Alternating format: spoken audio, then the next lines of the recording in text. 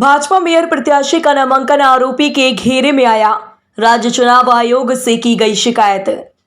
आपको बता दें, अलीगढ़ में मेयर प्रत्याशी का नामांकन आरोपी के घेरे में आ गया है।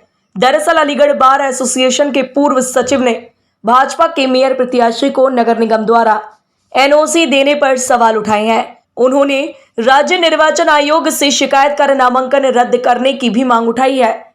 आपको बता दें, सुरेंद्र नगर निवासी अनूप कौशिक ने राज्य निर्वाचन आयोग को शिकायत भेजी है। आरोप लगाया है कि मेयर प्रत्याशी प्रशांत सिंघल ने 24 अप्रैल को अपना नामांकन दाखिल किया था, जिसमें नगर निगम द्वारा प्रदान की गई एनओसी भी दाखिल की गई। एनओसी में नगर निगम के संपत्ति अधिकारी द्वारा उन पर कोई देयता व नगर निगम की संपत्ति न होने का प्रमाण पत्र दिया गया है, जबकि मेयर प्रत्याशी व उनके परिजनों पर पूर्व में नगर निगम भूमि को अवैध प्रपत्र के आधार पर बेचने के आरोप में मुकदमा दर्ज हुआ था। इस मामले में हाईकोर्ट में रिवीजन भी लंबित है और नगर निगम के संपत्ति कर विभाग ने कोर्ट में रिट भी डाली थी। ऐसी परिस्थिति में नगर निगम द्वारा दी गई एनओसी पूर्णतः अवैध होने के कारण मेयर पद का नामांकन निरस्त किए जाने की मांग की है। वहीं भाजपा के मेयर प्रत्याशी प्रशांत सिंघल ने मामला फर्जी बताया है और कहा है कि मेरे ऊपर लगाए गए आरोप निराधार है। न्यायालय में मुझे क्लीन चिट देकर बाइज्जत बरी किया है और इससे ज्यादा मैं कुछ नहीं कह सकता। उन्होंने कहा कि जो मुकदमे पहले जमीनों के संबंध में लिखे गए थे वो पूर्व में खत्म हो चुके हैं। कौशिक, अलीगढ़ में एडवोकेट हूँ। क्या मामला है? मामला ये है कि अलीगढ़ में गुलर रोड पर नगर निगम का एक बहुत बड़ा भूखंड था जो नगर निगम के नाम दर्ज है, 29 बीघा 16 बिस्वा, और उसमें 1958 में शासन द्वारा वो नगर निगम को हैंडओवर किया गया था यहाँ स्लेज फार्म के लिए। लेकिन उसके बाद कुछ भूमाफियाओं की नज़र उस पर पड़ी और वहाँ सबसे बड़ी बात यह है कि पूरा वो पोखर था, जलमग्न था। तो वहाँ कुछ भूमाफिया थे, जिसमें राधेलाल शर्मा एक प्रमुख भूमाफिया है।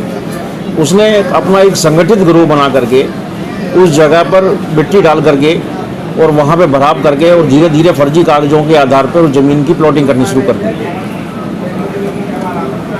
और करोड़ों रुपए उस प्लॉटिंग में उन्होंने लोगों से लिए। इसी क्रम में जब हम लगातार लगे रहे जनहित के मामले में, नगर निगम भी उसमें दोषी रहा, रजिस्ट्री विभाग भी दोषी रहा और नगर निगम रजिस्ट्री विभाग को लिखता रहा समय समय पर कि साहब ये जगह हमारी है, इसमें किसी तरह की बेनामी ना किए जाएं, लेकिन वो बेनामी चलते रहे, उन पर कोई आपत्ति भी नहीं हुई। और उसके बाद फिर जब ये काफ़ी बेनामे हो गए, करीब 150 के करीब बेनामे हो गए और उसमें लोगों ने मकान बना लिए, फैक्ट्री बना लिए, लॉज बना ली, तो हमने लगातार हम कार्रवाई के लिए शिकायत करते रहे, लेकिन कोई सुनवाई नहीं हुई। लेकिन जब माननीय आदित्यनाथ योगी जी की सरकार आई, उन्होंने भूमाफिया के खिलाफ कार्रवाई का ऐलान किया, तो तब 2017 में हमारी ये जो पहल थी इस पर कुछ अमल होना शुरू हुआ और कुछ मुकदमे भूमाफिया के खिलाफ दर्ज हुए। इसमें करीब 15-16 FIR हुई थी और तकरीबन 150 बेनामे थे इनके। जी, इसमें एक राधेलाल शर्मा थे जो प्रमुख इसके सूत्रधार थे, एक दीपेंद्र सिंह हैं, शमशाद हैं, शरीफ हैं, एक प्रशांत सिंघल हैं, एक निशांत सिंघल हैं, उनके पिता हैं रमेश चंद्र सिंघल, एक एक्सपोर्टर हैं सुशील चौधरी हैं, शशि गर्ग हैं और कई लोग ऐसे थे। अब उसके बाद सबसे बड़ी अहम बात इसमें ये थी कि जितने भी मुकदमे नगर निगम ने दर्ज किए थे उनमें सभी में कोर्ट में चार्जशीट आई। चार्जशीट आने के बाद लेकिन जो ये दो मुकदमे थे, क्राइम नंबर 139/2018 और क्राइम नंबर 143/2018, जो निशांत सिंघल, प्रशांत सिंघल और उनके पिता के खिलाफ दर्ज हुए थे, उसमें पुलिस ने और नगर निगम ने सांठ-गांठ करके इनसे उसमें FIR लगवा ली। और जबकि नगर निगम ने भूमाफिया पोर्टल पर टॉप 10 लिस्ट जारी की थी, उसमें निशांत सिंघल, प्रशांत सिंघल, राधेलाल शर्मा का सभी का नाम दर्ज है भूमाफिया में। उसके बाद CJM के यहाँ करके इनसे उसमें FIR लगवा ली। और जबकि नगर निगम ने भूमाफिया पोर्टल पर टॉप 10 लिस्ट जारी की थी, उसमें निशांत सिंघल, प्रशांत सिंघल, राधेलाल शर्मा का सभी का नाम दर्ज है भूमाफिया में। उसके बाद CJM के यहाँ इन्होंने प्रोटेस्ट डाला जो इनकी लेटर पैरवी से खारिज हुआ और उसके बाद हाई कोर्ट में इनका रिवीजन है प्रशांत सिंघल के खिलाफ, जो अभी भी पेंडिंग चल रहा है।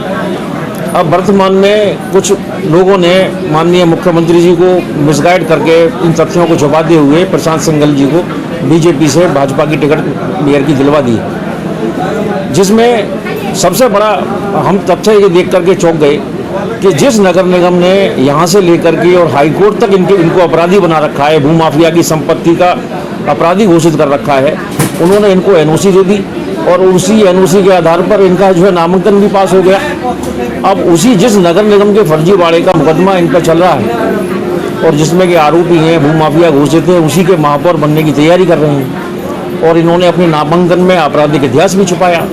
बेशक उसमें एफआईआर लग गई है, लेकिन उसको बताना चाहिए था कि उसमें एफआईआर लग गई है। तो इन्हीं सबको लेकर के हमने इलेक्शन कमीशन ऑफ इंडिया से इनकी शिकायत की नॉमिनेशन निरस्त करने के लिए। नगर निगम और पुलिस का क्या रोल है इसमें? नगर निगम पुलिस का रोल इसमें सबसे बड़ा ये रहा है कि जब एक ही गाटा संख्या पर और सभी मुकदमों में चार्जशीट लगी है, कोर्ट ने भी प्रसंज्ञान लिया है। प्रसंज्ञान के खिलाफ उन लोगों ने, सुशील चौधरी वगैरह हैं, उन लोगों ने डाला भी है, लेकिन कोर्ट ने उनकी याचिका खारिज कर दी और प्रसंज्ञान लिया गया। और तो उसी गाठा संख्या में इनके पक्ष में कैसे एफआईआर लग गई और कैसे प्रोटेस्ट खारिज कर दिया गया, इसका मतलब नगर निगम और पुलिस की पैरवी जो थी वो इनको लाभ पहुंचाने की थी। क्या ये संलिप्तता की श्रेणी में आ रहे हैं? ये क्रिमिनल कॉन्स्पिरेसी है और निश्चित रूप से मैं इसमें एफआईआर के लिए भी नगर निगम अधिकारी और रजिस्ट्रार वगैरह के खिलाफ एफआईआर के लिए भी मैं इसमें प्रेयर करूंगा और आज मैं हाईकोर्ट जा रहा हूं और हाईकोर्ट में भी पीआईएल इस बात की दाखिल करूंगा कि जो नगर निगम के भूमाफिया हैं टॉप 10, अगर वही मेयर बन जाएंगे तो फिर नगर निगम की और सरकारी कोई जगह कोई सुरक्षित नहीं है और जनहित के सारे मुद्दे समाप्त हो जाएंगे। कार्यकर्ताओं को साथ लेकर सबके संग इस चुनाव को जीतने की पूरी तैयारी के संग उतरेंगे और पूरी कम ताकत के साथ इस चुनाव को जीत के लेके जाएंगे। शहर खुदा पड़ा हुआ है, क्या होंगी, काम हो रहा है लेकिन कुछ दिखाई नहीं देता। भैया धीरे धीरे कुछ सब चीज़ होने में थोड़ा टाइम लगता है। आपने देखा होगा स्मार्ट सिटी पर ऑलरेडी काम बहुत तेजी से पूरे शहर में शुरू हो चुका है और आप इस चीज़ को नई युवा सोच के संग, नई ताकत से संग मोदी जी और योगी जी के सपने को पूरा करने के लिए पूरी ताकत के संग इस काम को आगे बढ़ाएंगे। आपकी पहली प्राथमिकता क्या होगी? सबसे पहली प्राथमिकता अलीगढ़ को स्मार्ट सिटी बनाना, अलीगढ़ के शहर को एक हिंदुस्तान में और प्रदेश में बहुत ऊंचाई तक लेके जाना। आप एक बिजनेसमैन हैं, मेयर होने के बाद कैसे समय निकालेंगे जनता के लिए? भैया जनता के लिए समय हमेशा, मेरा पूरा परिवार पिछले 45 साल से एज ए कार्यकर्ता इस शहर के लिए काम कर रहा है और आगे भी इस तरीके से पूरी ताकत के संग आप सबके संग खड़े रहेंगे। आपका नाम पहले जो है नगर निगम की जमीन को खरीदने और भूमाफियाओं में भी आ चुका है। भैया वो क्या मामला था? वो सारा फर्जी, वो पूरा फर्जी केस मेरे ऊपर लगाया गया था और आज आप भी सब जानते होंगे माननीय न्यायालय से बड़ी कोई चीज़ नहीं है हिंदुस्तान के ऊपर। उन्होंने मेरे को बिल्कुल क्लीन चिट देके इस केस से मेरे को बिल्कुल बाइज्जत बरी करा है। तो इस बारे में और ज़्यादा मैं कुछ कहना नहीं चाहता। ये बताइए कि युवा नेता के रूप में नगर निगम में आपको पहली बार मौका मिल रहा है, आपकी क्या सोच होगी, क्या विचार होगा? सबको साथ लेके इस अलीगढ़ सिटी को एक स्मार्ट सिटी बनाना, जो मोदी जी और योगी जी ने सपना देखा है। हम सबकी सोच है कि जो भी कोई अलीगढ़ में कदम रखे उसे महसूस हो कि एक अलीगढ़ एक विकास की ओर अग्रसर है। अभी तक की जो स्मार्ट सिटी की तस्वीर है वो बदरंगी है, यानी कि जगह जगह गड्ढे हैं, लोगों को ऊबड़ खाबड़ सड़कों से गुजरना पड़ रहा है। आप उसे कैसे? भैया फिर इसको रिपीट कर रहा हूँ, आपने देखा होगा कार्य हर तरफ स्मार्ट सिटी को बनाने में चल रहा है। थोड़ी पेन सबको होगा, पर इस पेन को आने वाले टाइम में बहुत तेजी से मोदी जी और योगी की सरकार ट्रिपल इंजन की सरकार बना के बहुत तेजी से इसको आगे लेके जाएंगे। हो रहा है भैया आगे आप मौका मिलेगा इस बार आगे करने का, तो इसको आगे और अपनी ट्रिपल इंजन की सरकार के साथ इसको और तेजी से आगे बढ़ाएंगे। कार्यकर्ताओं का आपको पूरा सपोर्ट, सहयोग, पूरी सपोर्ट रहेगी। हम सब एक होकर बहुत मजबूताई से चुनाव को जीत के लेके जाएंगे। सपा और बसपा ने मुस्लिम कैंडिडेट ला रहे हैं, हम एक संग अपनी पूरी भाजपा की टीम हर समाज को साथ लेके बहुत मजबूती से जीत के आ जाएंगे। भारत माता की जय। भैया बस एक मिनट।